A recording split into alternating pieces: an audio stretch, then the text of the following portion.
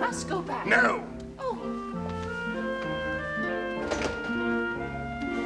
And what shall I tell our guests? Tell them I'm bored. I can't. Willie would be insulted. Neither the fact that he's my guest, nor my nephew, nor the Emperor of Germany gives him any right to be a bore. I can't hear you. Willie is being particularly insufferable. Bertie, don't be difficult. You mustn't break up the party. It's not a party. It's a damned one-man monologue by an arrogant booby who thinks that just because he wears a crown, no one has the right to contradict him. You're going to evict him? That's a damn good idea. Ow.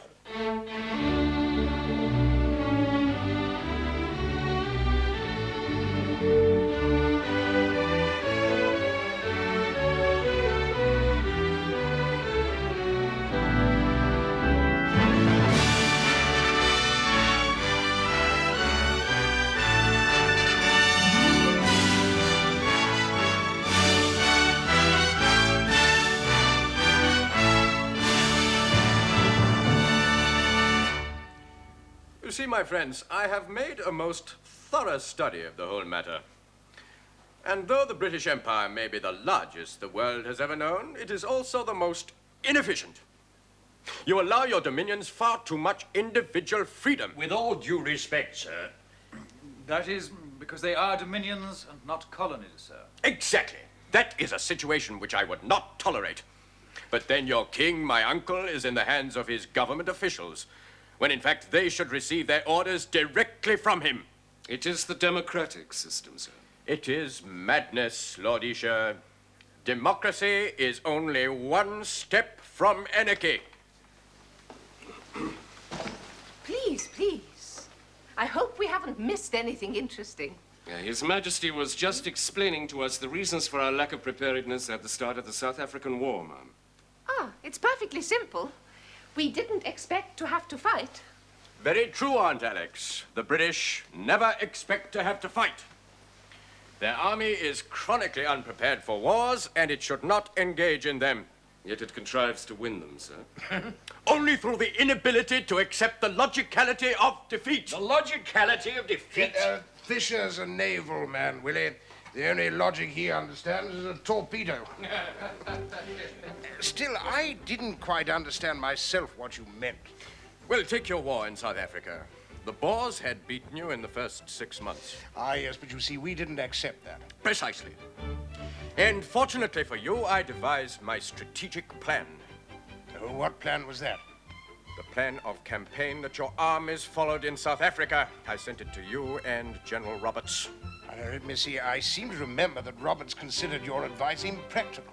He must have followed it. How else could he have won? But then I must accept that you do not really understand the military mind. After all, you have never served personally in a campaign. War. The war has been over for 2 years, but you men still talk about it. What would you have us talk about, ma'am? I don't want to talk at all. There's an orchestra playing perfectly delightful music out there. I have been longing to dance for the last hour. In the hall, ma'am? Why not? Then, if I may have the inestimable honor... No, Louis. I want to dance with my handsome nephew. You have only to beckon, Aunt Alex. It is not every day one can dance the polka with an empress.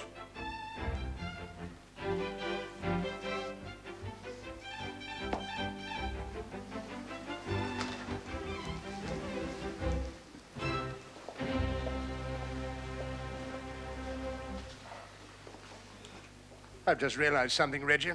He's off his head.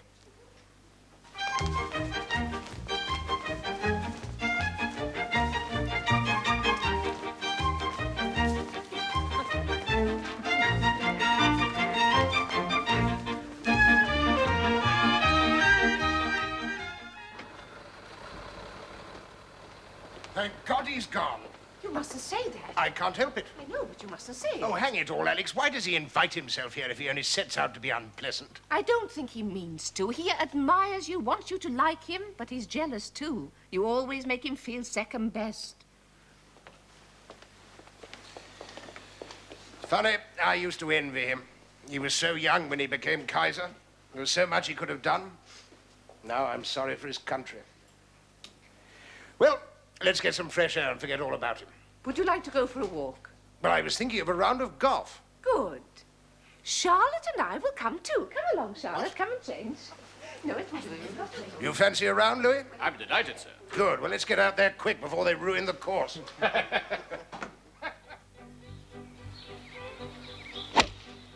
Blast! I was thinking of something else. Oh, please, do take the shot again. No, no, let it lie, let it lie.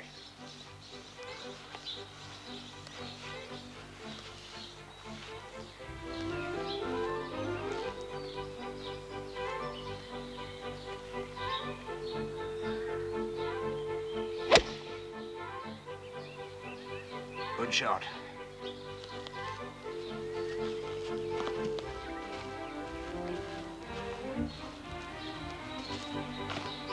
I knew they'd put these bunkers in the wrong place. Very badly sighted, sir.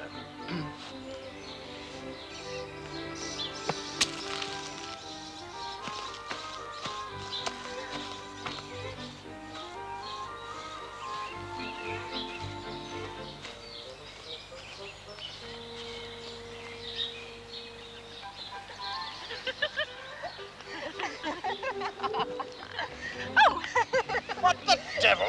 Come on, Charlotte. Come on. Come on. I won. I won. Oh! What's the matter with him, Charlie? He's been unsettled for weeks. I think I know what it is. Isn't he happy here at Sandringham? No. He likes it here well enough. It's his home, after all. Oh, the trouble is he feels tied. Yes. Her Majesty is delightful, of course, but she likes a simple life with her family. She'd be happy if they never left here at all. Oh, it's understandable, after all. Her deafness makes going about in society an ordeal.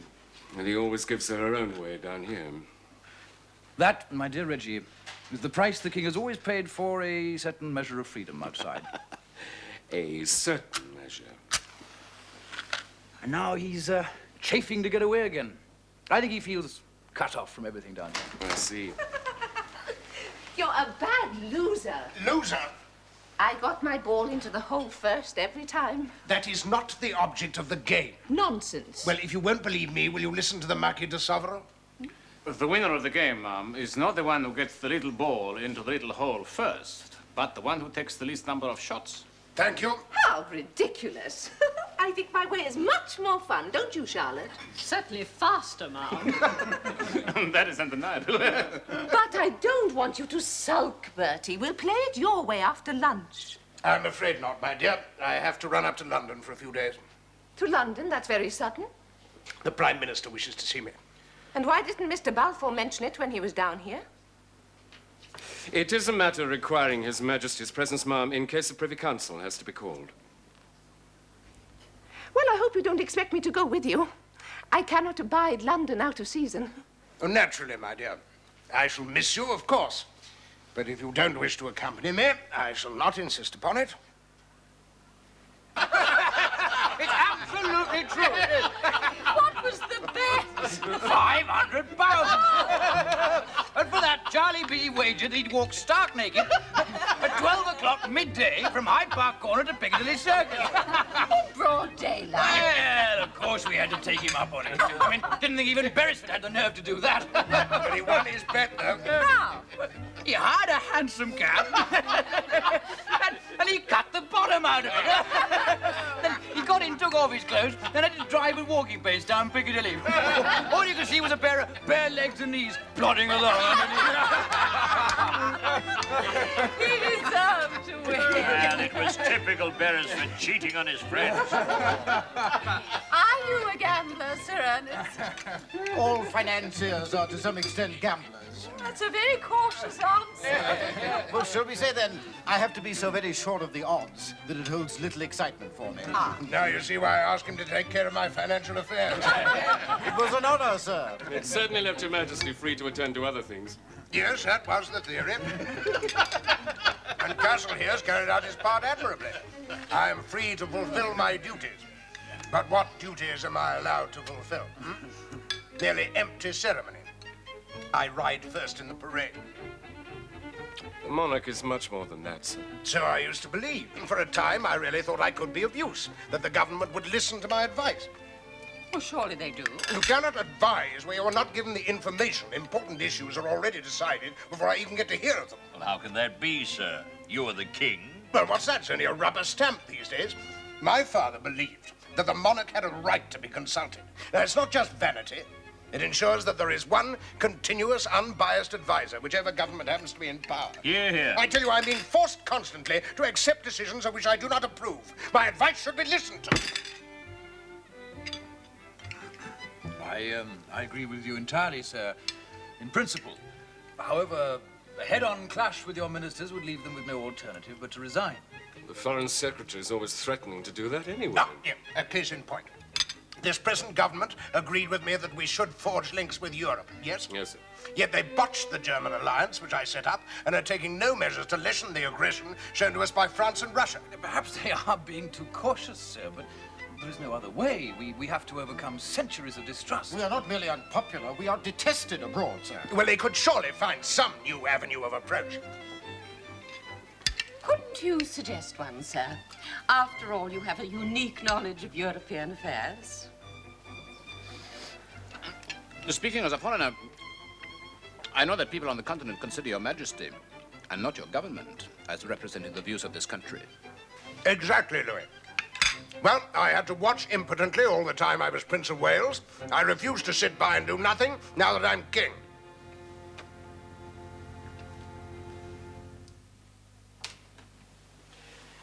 I'm glad to have a moment with you, Mrs. Keppel. And you'll know that I speak in confidence when I tell you that a few days ago I was sent to see Lady Warwick. She wished to resume her special relationship with His Majesty, but I had to tell her that her attempts to associate him with her extreme political views and her tactlessness caused distress to the Queen, and that she must have no further connection with the court. Am I to take it that my own special relationship is to be ended? There is no suggestion of that. On the contrary, your devotion to His Majesty and lack of self-interest can only be admired. He is greatly influenced by you.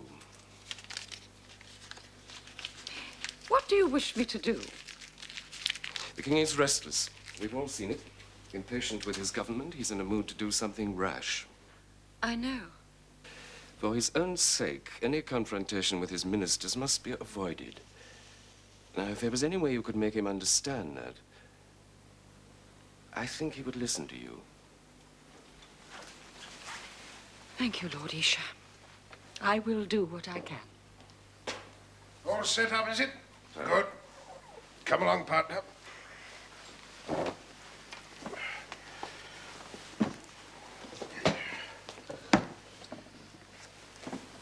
Now, we're here to play bridge, understood? So no lectures, right? We wouldn't presume.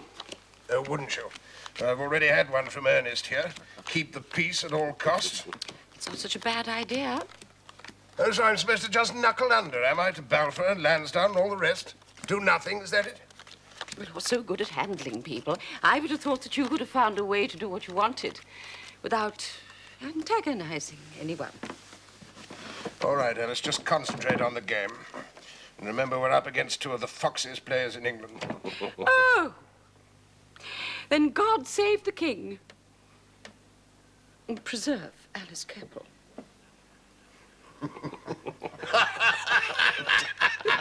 He can't be serious, Prime Minister. I'm assured that he is. A grand tour. Several countries in southern Europe is how Lord Isha put it. But none of his predecessors ever did anything like that. Queen Victoria only paid one state visit throughout her entire reign. Well, it's all arranged as far as His Majesty is concerned. Without consulting the Foreign Office. Apparently. Since you hadn't heard of it. It's out of the question. Lord knows what he'd say or do. Just think what he might commit us to. I'd rather not. He must be talked out of it. No, Mr. Balfour, you've said nothing to make me change my mind. But such a tour is without precedent, sir. Well, I'm not a point of law. For far too long, I've been unable to travel openly in Europe. It was too dangerous, sir. Remember, there was an attempt on your Majesty's life in Brussels. A bullet whizzing past your ear is not something you forget, Prime Minister. But surely it's worth the risk to prove that we still have a few friends left in the world.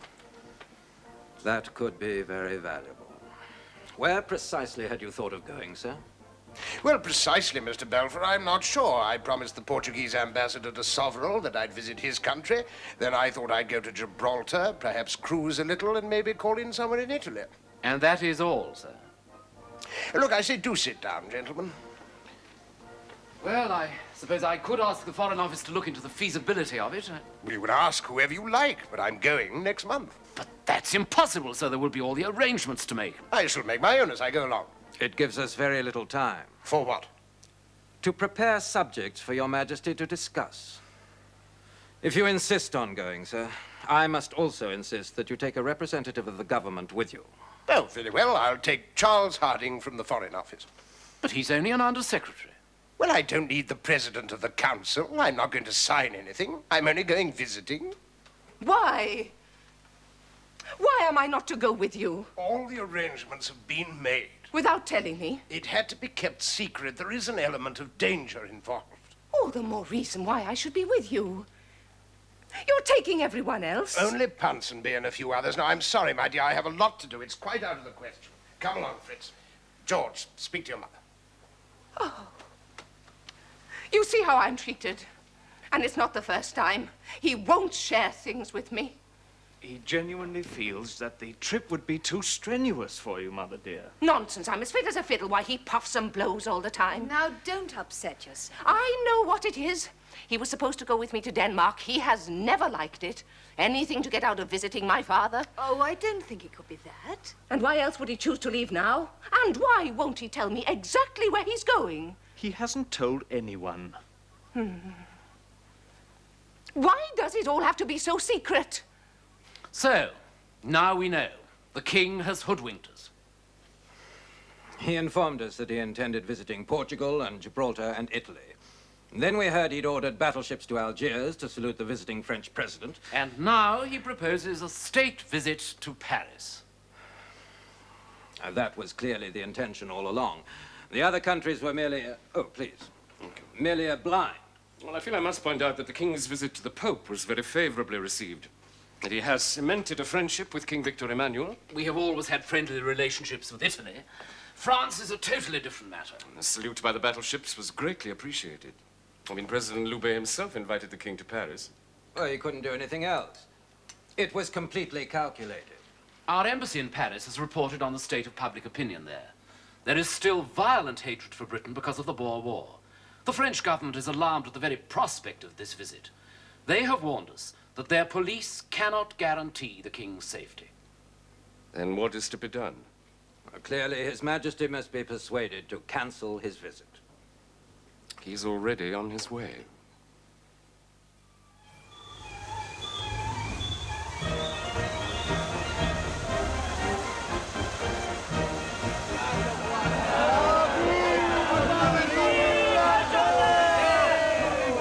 They don't seem to like us very much. They have little reason to.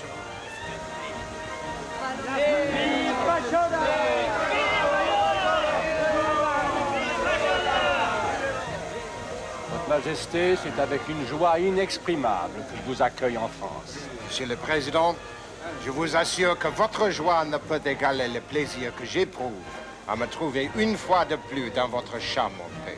Merci. Je vous en prie.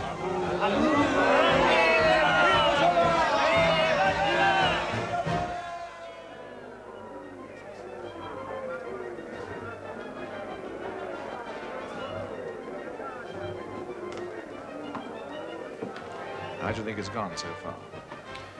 Well, they haven't exactly thrown anything at us, but it's been pretty cool. The king's splendid. Every time anyone shouts, he just smiles and waves at them. You can't be hearing what they're saying. Oh, he hears all right. It is the custom on these occasions to speak in general terms, words which may be taken as the official attitude of one country to another. But I should like to end by speaking personally, from the heart. How could I do otherwise? In a city which I visited for the first time as a little boy with my parents, and found there the warmth of an affection which has stayed with me for the rest of my life. Although it may have been forgotten of late, I am far from being alone in having these sentiments. It is my heartfelt wish that the friendship and admiration which we all feel for the French people and their glorious traditions may lead us in the near future to the establishment of a lasting entente cordiale.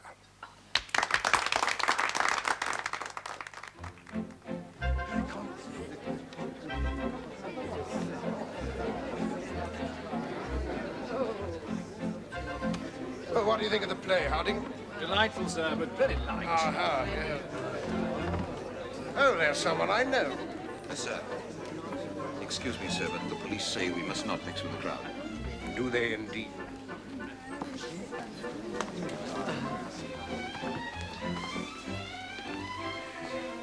Mademoiselle Grenier, je crois. Your Majesty. We have not met, but I had the pleasure once of applauding you in a play in London. And I see that I was not mistaken. Sir? It seemed to me then, as it does now, that you represented all the grace and spirit of France. It is your Majesty who is le roi charmeur, the charming king. I see that I must be careful now that we're in a republic. We are only a republic, sir, because we do not have royalty like you.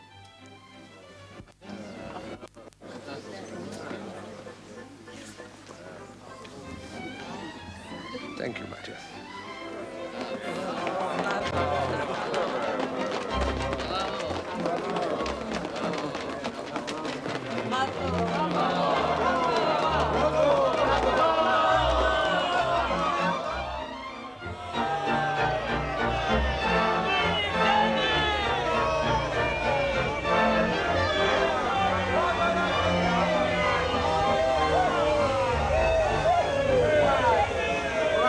Au revoir, Votre Majesté, et bon voyage. Merci de m'avoir reçu aussi aimablement. Monsieur le Président. Well, gentlemen, the tide seems to have turned. Now, what will the government say?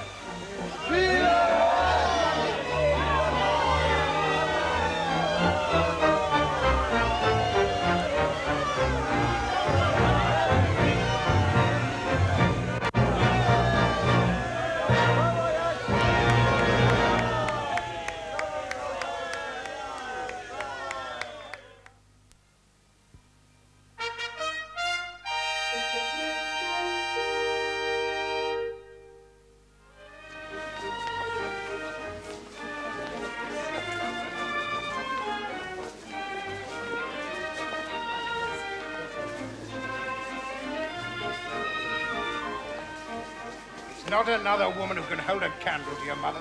No, Father. She turns every ball into a personal triumph. Yes. But this year has been your triumph, Father, the visit to France. Oh, thank you, George. Now then, Maud, why aren't you dancing, eh? Because my husband hasn't asked me, Father. Well, whatever the next dance is, I want to see you all on the floor. Eh, Charles? Oh, not you, George. Forgive us, May. We're going to circle a little. I've commanded the Princess of Wales to dance, Fritz. Yes, sir. So see to it. Ah, howdy. King's making his rounds. He's taking young George with him. That's unusual. Not really. In many ways, they're more like brothers than father and son. He doesn't want the prince to suffer the same way he did by not knowing what's going on. Why do you think a walk around a ballroom can help him? Well, it's the king's style. He doesn't have the kind of mind to read complicated reports, but he can read people. He likes to catch them relaxed and off duty. Then he can usually tell what they're really thinking. Now then, Mr. Prime Minister. A most enjoyable ball, sir. Well, in that case, why are you both looking so solemn, eh? Lord Lansdowne, I've been talking to the French ambassador. Apparently his government's very pleased with the terms of the treaty between us. It's not generally known yet, sir, outside the Foreign Office. Well, then shouldn't it become so? France has been so long our natural enemy that public opinion must be conditioned before the announcement. Not to mention the reaction in other quarters. By other quarters, I presume you mean Germany and Russia. Well, in that case, I must tell you that my Russian nephew will undoubtedly already know about the treaty. How can the Tsar know, sir? Well, because my other nephew, the Kaiser, will have told him. Indeed, sir. I knew that German pride would be ruffled by my visit to Paris, so I decided to pay an informal call on him on my way to Marienbad this year. Almost the first question he asked me was about the treaty. And how had he heard of it, sir? Diplomatic sources would be a polite word. You didn't discuss the terms with him, sir? No, of course not, but I assured him that there was nothing in it harmful to Germany. And what did he say to that? He said, if that is so, why was it hidden from me? Consider the implications, gentlemen.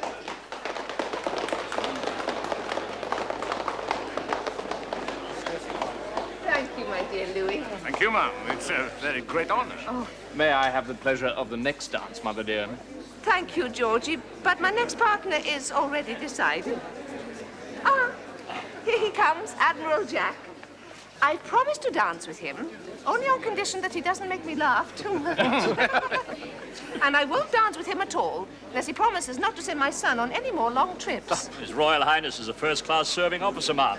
It would be a great loss to the Navy. Well, so much for the Conservatives. Now, where's the leader of the opposition? Shall I bring him to you, sir? Thank you.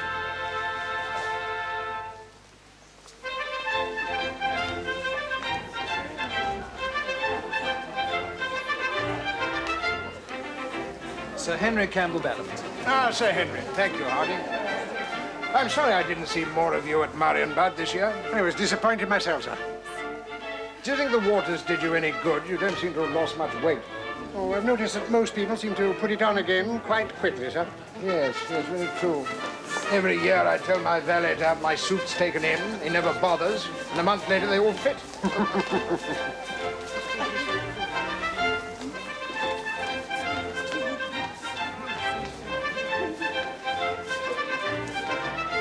You're not a dancing man, Sir Henry? In former days, sir. Oh, so were we all.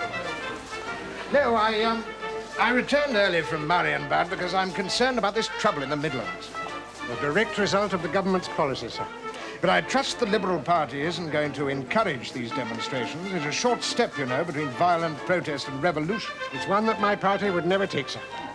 Well, young Churchill's been making some pretty inflammatory speeches, under the influence, no doubt, of his Welsh friend. Churchill and Lloyd George are young men, sir, and they're passionately concerned with the plight of the labouring classes in this country.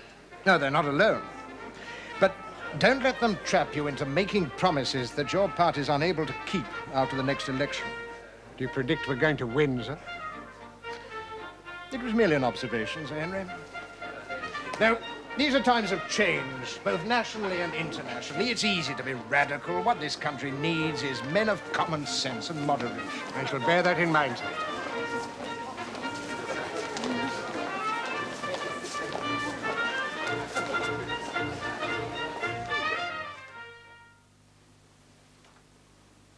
As you see, sir, the Foreign Office has confirmed your report.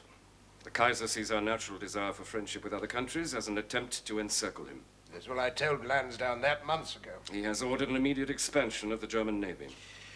That was inevitable. Well, what does the government propose? They're taking no direct action, sir. To build up our land and sea forces, they would have to increase taxes. Campbell Bannerman and the Liberals would set up a howl that could be heard from one end of the country to the other. Well, is that more important than national security? Well, they feel that if Germany and Russia were acting together to put pressure on us, that would be different. But Russia is distracted by its quarrel with Japan. The government can allow our ally Japan to be attacked, yet cannot see that the same thing might very well happen here. If I know the Kaiser, he'll risk anything to prove that German strength is irresistible. The smaller nations look to us, and what do we have to oppose him? An antiquated navy and a pitifully small army staffed by generals who proved their incompetence in the Boer War. The Prime Minister is aware of the problem, sir. Yet he does nothing. It's the same old story. Party politics come first. Local issues, trade, education, they're all essential. But if our very existence is threatened, they must take second place. Well, I have spoken to Mr. Balfour, sir. Of course, he does not see as far ahead as you. But I have suggested to him that the first consideration must be a reform of the army. But did he agree? I think so, sir. Total reform, including the War Office? Yes, sir. That mutual admiration society at the top must be removed. Without that, there can be no progress. That is essential, sir. Reggie, would you be prepared to lead a commission on War Office reform, appointed by the Prime Minister, of course? I would be honored, sir. How soon could you present a report? Within 2 months.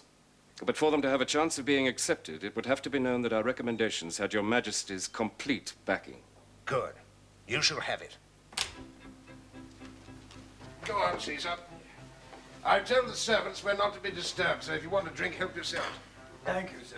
Would you care for one? No, thank you, Charlie. Mrs. Keppel? No, thank you. I missed you. You've been busy. Uh-huh. Are you well? Yes, a bit tired, that's all.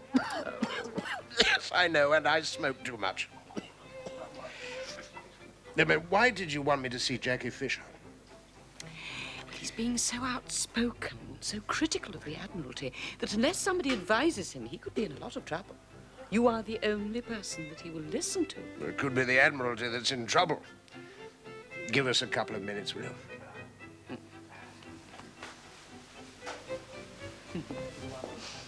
Shall I help you set up the cards, Lord Captain? Oh, yes, of course. Take a pew, will you, Jackie? Prince, would you? Yes, my lord. Now then, what's all this argument between you and the Admiralty? Well, not the whole Admiralty, sir. There are some of them who cannot see the danger in this build-up of the German Navy. We've been masters of the sea for so long, they cannot believe we're threatened. Yes, it's disturbing. Do you have a solution? A simple one, sir. Before the whole thing gets beyond our control, we Copenhagen them. We do what?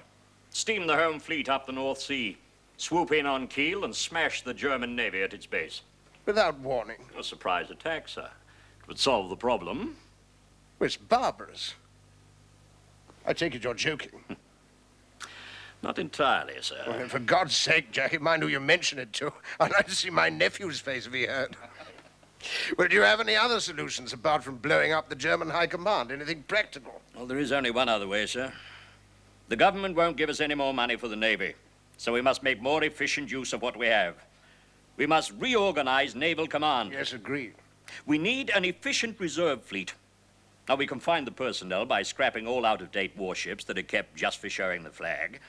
Every penny we save must be spent on technical training, on building faster battleships and cruisers with bigger guns, dreadnoughts. Yes. Would you be prepared to carry out these reforms? Given the power, sir. You know that you're to be made First Sea Lord. I knew it was in the wind. I shall need your support, sir. You shall have it. I've already promised it to Isha, who's undertaken to reform the army, but there will be fierce opposition to you both. We shall win, sir. We must, Jackie. We must. And we need your Majesty's help. The Kaiser Have you brought a present, Mr. Balfour? I'm afraid not, sir. May I continue? Yes, very well. Only be as quick as you can, will you? The Kaiser has expressed a German interest in Morocco, sir. It is a direct challenge to Britain and France. And you want me to visit him? What's this one, The George? friendships your Majesty has formed, your presence as a peacemaker, have become invaluable, sir. To pull your chestnuts out of the fire. Well, you could visit Germany on your way to Denmark. Look, sir. what no one seems to realize is that my nephew Wilhelm longs for friendship. But once it's offered him, he takes it as a sign of weakness. We have to let him come to us. Well, in that case, could your Majesty I am not going see to Denmark to congratulate my son-in-law, Charles, on being chosen as King of Norway. It is a personal trip, and I will not use it to curry favor with Willie. So there is nothing you can do, sir? Very well, I'll write to him. I'll tell him how fond I've always been of him and that I don't believe he really said the things that he did say about me. Thank you. And now, if you'll excuse me, Mr. Balfour, it is my grandson's birthday, and I'm late already. You'd better give him that. Good day, children. Bertie, let me help you. Thank you, my dear. No, after tea. Oh, Happy can you birthday, give me Pops. that? Thank you. Oh, good afternoon, Georgie. How are you? Bertie, what are you wearing that old thing for? Oh, it's my frock coat. But it's a party. Yes, well, I thought I'd dress up for you. Don't you like it, children? Yeah. Do you? Good, that's all. Now, children, don't bother Grandpa. No, they're fine. I say, look at that tea. We're going to eat it all up, are we? Are we? Do you like jelly? It's my very favorite food. Not the green one.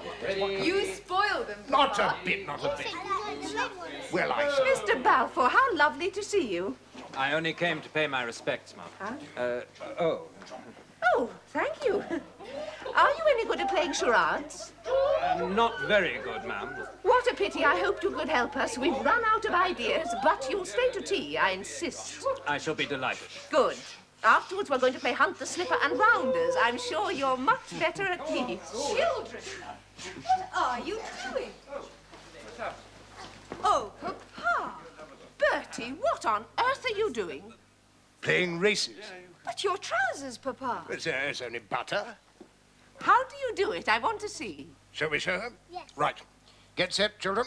Now, they have to stay on the stripes, remember? All right, let go. Ready, steady, go. Oh, no, it hasn't. Oh, I think you're away this time, Georgie. Oh, yeah. It's still on.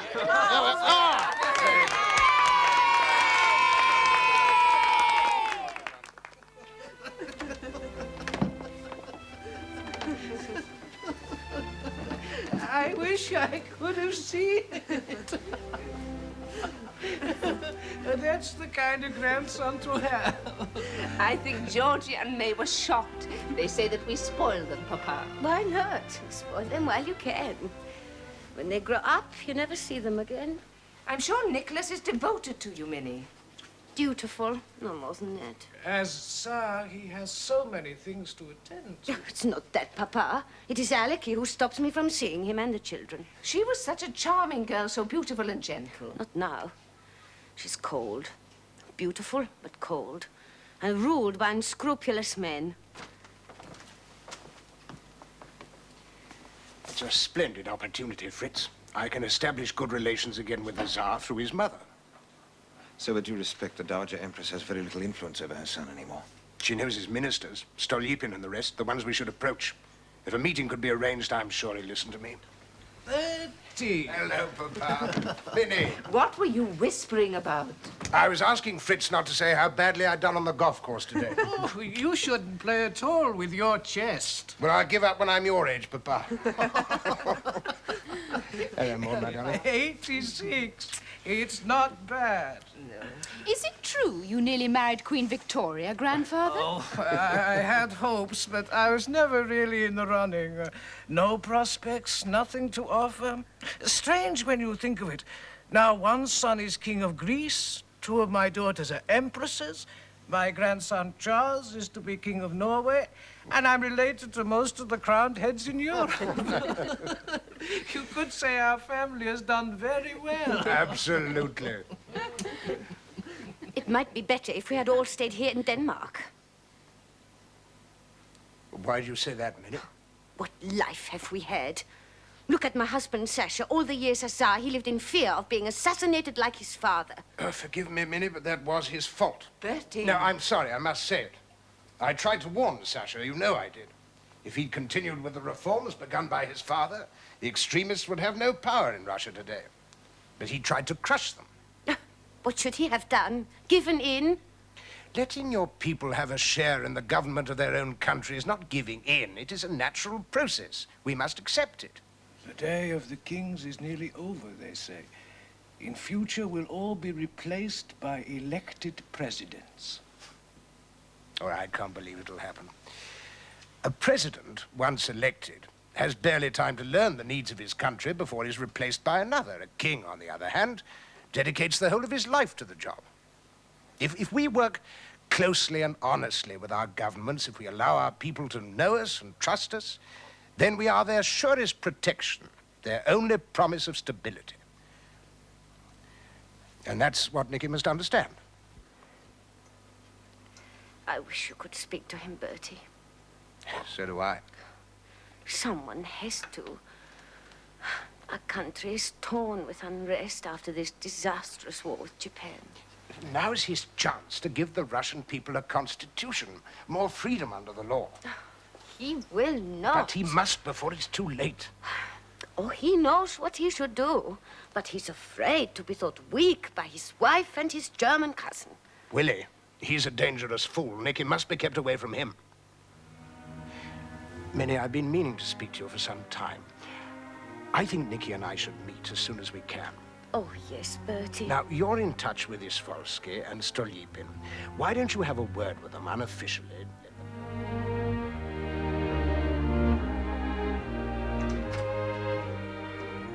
Wilhelm. Nicky. It has been too long since we met. Far too long.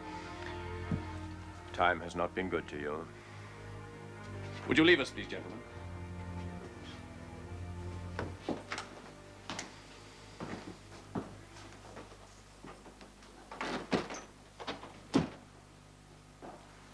You must know that the war is virtually over. The Japanese intercepted our main fleet on its way to Vladivostok to refit. It has been completely annihilated. So you are beaten on land and sea. Japan would never have dared to attack us if they'd not been encouraged by England. England? You mean Edward? It is his policy. I've read your letters. Thought over all you've said. He has destroyed my alliance with Italy and yours with France. Every time I tried to come to an understanding with Greece, with Spain, with America, he has been there before me. I think he pretends to want friendship with all countries. But his real ambition is to be the ruler of Europe. Why didn't I see it before?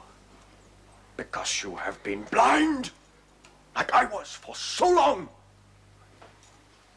For years now, he has been behind every plot, every intrigue with his legion of women. First, my own mother, his sister. Every move she and my father made was dictated by him. Then you will excuse me, your own mother. Yes. She and my father were both creatures of his. His sisters, his daughters, his mistresses. They carry his influence into every court, spy for him, support his interests. He is a devil. And he resents us.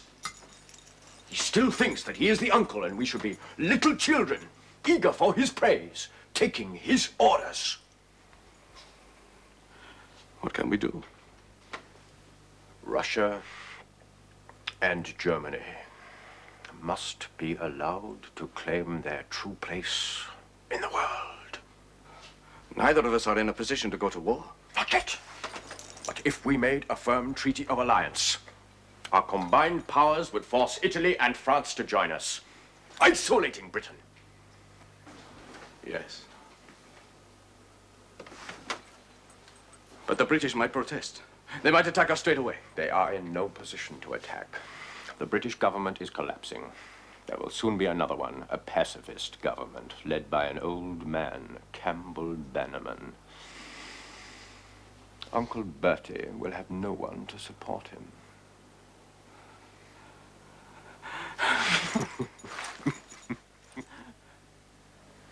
I shall let you have the names of the other members of the cabinet by the end of the week, sir.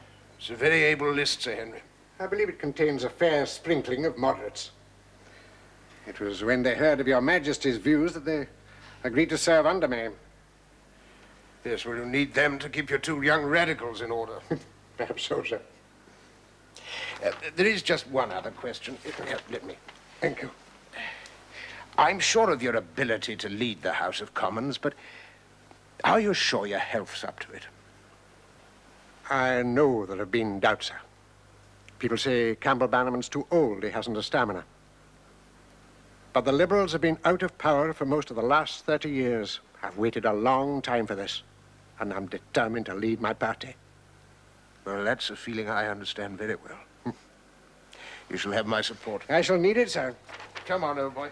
I shall try to keep you informed of developments. The Under-Secretary for the Colonies has agreed to make abstracts of cabinet meetings, Your Majesty. Oh, yes, who's that? Winston Churchill, sir. Well, at least they should be lively. Come on, Caesar.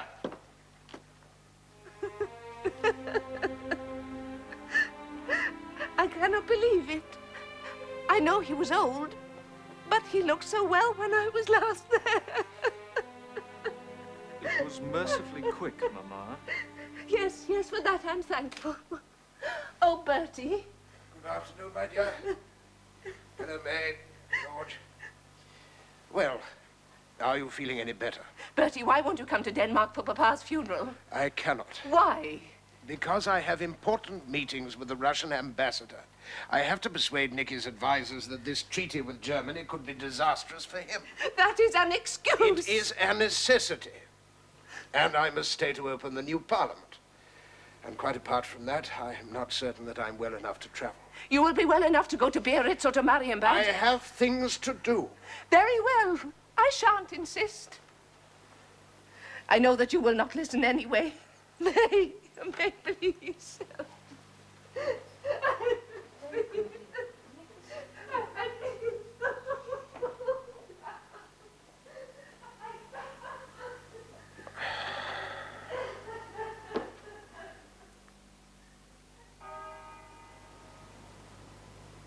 It's hard to believe he's no longer here.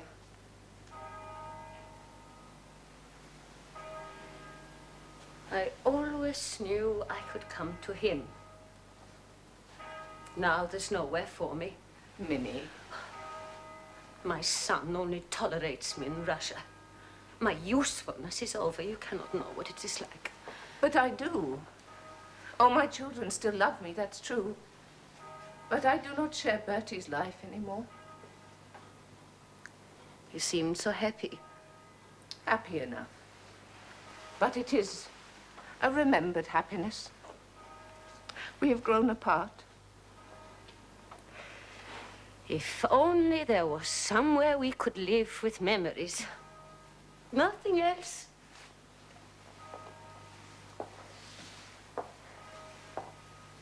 But even here, everything will change now that Papa is gone. Why don't we make somewhere? We could find a house here in Denmark. To live there? No, not all the time. That would not be possible. But every so often we could go there, just the two of us.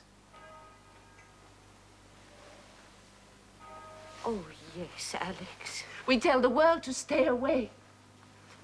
And we'd grow flowers and play music and forget all about courts and palaces.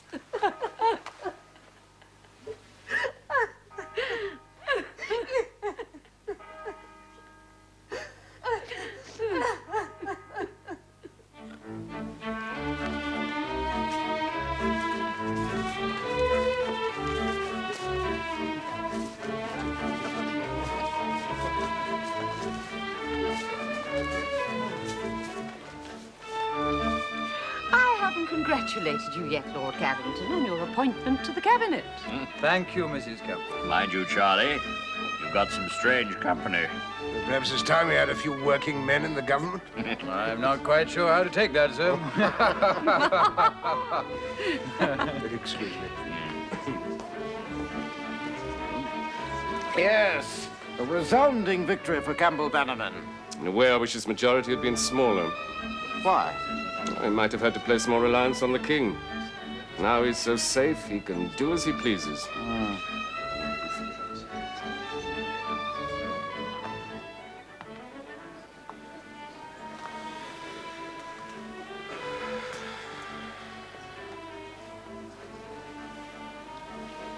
How about you, Alice? Would you rather be alone? Yes. With you? I was thinking, all the effort, all the striving and the urgency, how pointless they are. Most of the time you work for one thing and another happens. They congratulated me today on influencing the Tsar to abandon his treaty with Germany, driving a wedge between my nephews. It was a triumph. Hollow triumph. People call me the Peacemaker. It's what I most wanted, what I most worked to do in my life. And yet now I seem to spend most of my days preparing my country for war. It had to be done. Yes, change, reform. The whole world's changing. New men, new ideals, new thoughts everywhere. I've encouraged them. I've helped to give them being. And yet sometimes I feel caught in a tide that'll sweep away everything I know. And I'm growing old, you see. I've tried to stand for something. The human values that shouldn't be forgotten, but I'm tired now. There's still so much to be done. So much.